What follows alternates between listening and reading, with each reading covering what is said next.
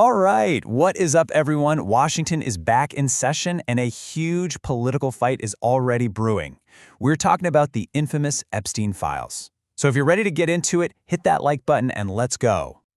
So, Congress just got back from their break, and they have jumped headfirst into one of the most explosive political showdowns you can imagine. We've got some seriously powerful people on completely opposite sides of this thing. And what's the prize they're all fighting over? That's right, it's access to the Justice Department's files on the entire Jeffrey Epstein investigation. So you've got to be asking, why is this blowing up all over again, right now? Well, the whole story really kicks off with one of the weirdest alliances you will ever find on Capitol Hill. Seriously, this is not your typical partisan squabble, not even close. Okay, check this out. On one side, you have the progressive Democrat Khanna from California. And who's he teaming up with? The libertarian-leaning Republican Thomas Massie from Kentucky. I mean, these guys are political polar opposites, but they are totally united on one single laser-focused mission. And that mission is pretty simple. They want to force a public vote in the House of Representatives. A vote on whether the Justice Department must release its files on the Epstein case. No more delays, no more closed-door chats. They want a public vote for all of us to see. So, how are they going to pull this off? They're using this kind of nifty, old-school congressional tool called a discharge petition. It's basically a secret weapon for regular members to go around the big bosses. If they can get enough signatures, they can force that vote to happen, whether the speaker likes it or not. And the magic number they need to make this happen is 218. That's how many signatures they need. Representative Khanna says he's pretty confident he can get all 212 Democrats on board, which means he just needs 6 Republicans to jump over. And he really thinks he's got them. But you know how it goes in Washington. It is never that simple.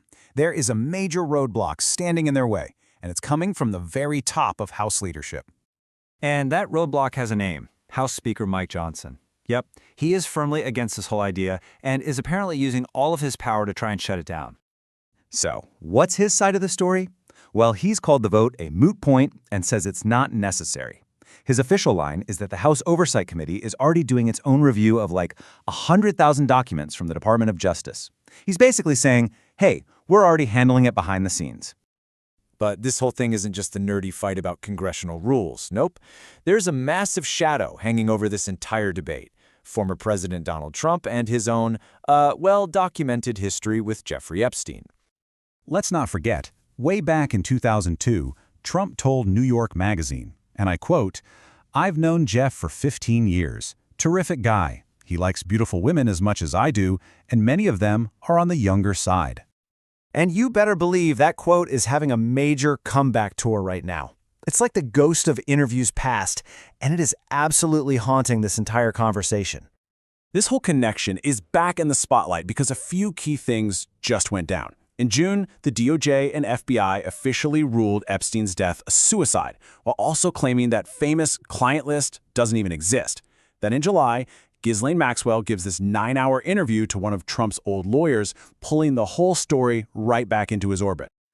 Okay, so that brings us to the big showdown.